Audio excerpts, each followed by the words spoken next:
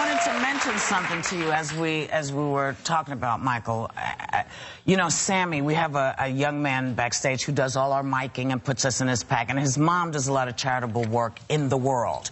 I generally give them my old clothes, and she takes them to Africa. Well, Sammy spoke to her yesterday, and she's in Benin, which is not a very big place. And people came from Tobago and all these towns around to the Benin town square to watch this memorial. Yeah. We heard about it from Australia, you said, all over the world. People stopped for however long they could to watch this. And that is, you know, that is a huge testament to what this man did with this music and how it affected people. It was really something. Well, he touched people on some level that I think we still don't get yet. Exactly. I do too. And also, I mean, Barry Gordy was talking about the fact that his music was loved all over the world. They didn't know about trials. They didn't know about some of the things that he was accused of or some of the things that seemed strange. They loved his music.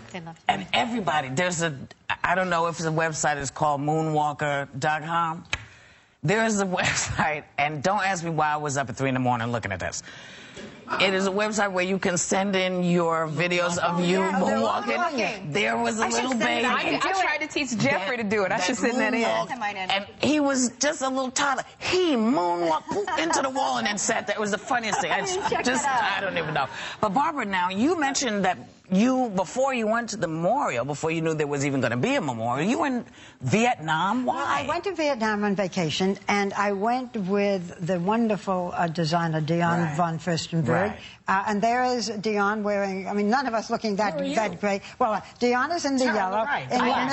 In the middle is her friend Anh Dong, who's a wonderful, half Vietnamese, a wonderful artist. And I'm the one wearing the Viet Cong hat. I brought you all back. I just didn't have time. Excuse me, the Vietnam hat, which originally was the Viet Cong. The war is over. That was originally the hat. Now it's Vietnam. And when you are there, how about the Saddam Hussein shirt? When you are there, these are such lovely people. You say to yourself, why was there this war? I want to just show you a couple of things. This is the next. Look how beautiful that is. That is How Long Bay, and those are limestone sort of mountains that come. Isn't that beautiful? And I was on a boat going down that. And when you travel, there are boat people who literally live on that water. We went to visit their houses. Underneath, they keep the fish in big nets, which they then sell once a year. And it's a whole village of boat people. Then I wanted to show you what Saigon, which is the big, let me see what the next picture is. Yeah, this is a quick picture of Saigon, which is now called Ho Chi Minh City. You know, this is where most of our troops were. Hanoi and the North Saigon. Ho Chi Minh, who is the communist leader, now dead, who they changed the name for him. The most crowded, motorbikes, that's all you can do to cross the street, television sets, huge markets, I mean, so built up. But finally, I want to show you a beautiful Vietnamese woman. There are rules, supposedly, that we were told. First of all, you have to keep your face pale. So usually their face is covered. You have to keep, this is what the men want, you have to keep your hair long and black. You have to be very slim. You have to get up at 4 o'clock in the morning and make breakfast. And you have to speak pleasantly and smile at all times. Is that just for the women that live there? So what's different from American men? Interesting.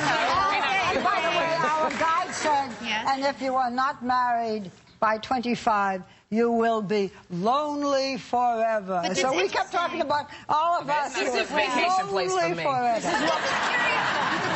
I think, joking aside, it was, I think, 1945 where women were given, there's no such thing there as legal discrimination, but in terms of what you're describing is discrimination in terms of society, on a societal level. It's just sexism, pure and simple. But there are like, many documented writings, you can look them up, but there's also an issue where the women still are not getting, as we are not here in this country, equal pay for equal work, and then they turn to other fields of work to try to make up for it. So I think there's a lot of work to be done there as well. But thank God I can eat. They are not unique in Vietnam. We should have remembered a long time ago is not the United States. No, it's not. But they're still fighting for equal social rights there too. Well, my granddaughter is half Vietnamese, so.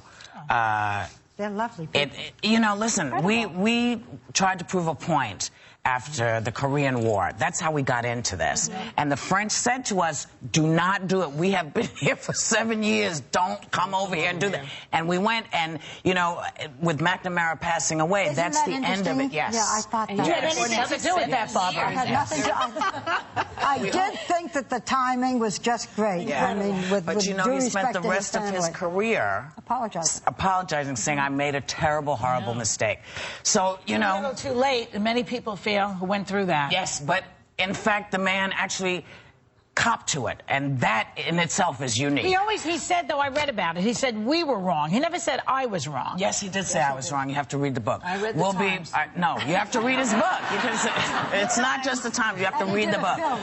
We will be right back with even more hot topics.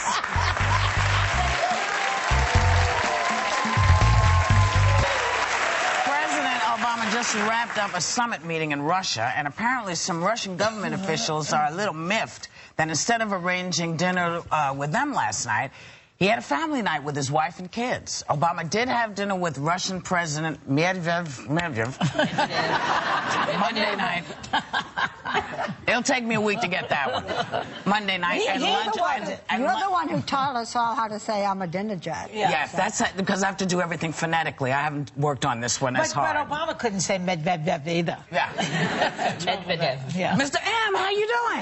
That's what I would do. But they were a little annoyed that he, you know, went to dinner with the... Well, had he had dinner with he apparently had dinner with Miriam on Mr. M, and then he had Breakfast Tuesday with Vladimir. Yeah. I love his name. That's why I only call him. I was just told in my ear he had dinner. He had dinner with him and lunch with him. Yes. So he was probably full. said, He's not hungry. He didn't want to go.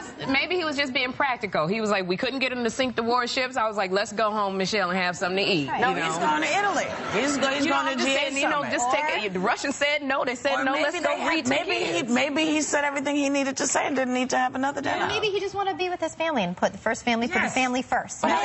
You have to recharge. I mean, going back to your family and your wife, you do have to recharge. You know, the thing about him is that Michelle Obama is his soulmate, and that is why he wants to spend time with her. Right. He doesn't have to go to Buenos Aires to find his soulmate. Right there. Yes. Right there.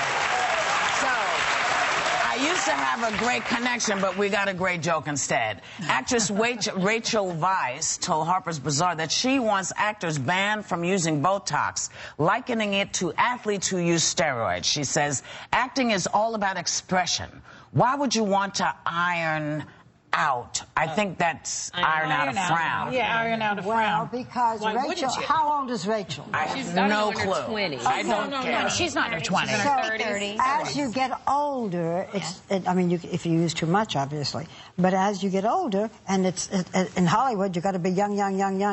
On the boat, because I went on a boat with Barry and Diane.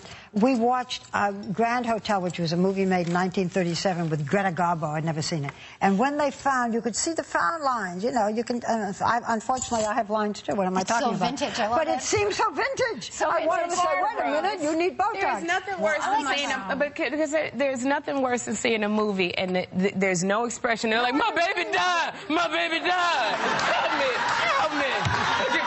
Like nothing going on. I agree. What do you mean when you said he disappeared? What? I mean, it's just... I'm with her. I want frowns.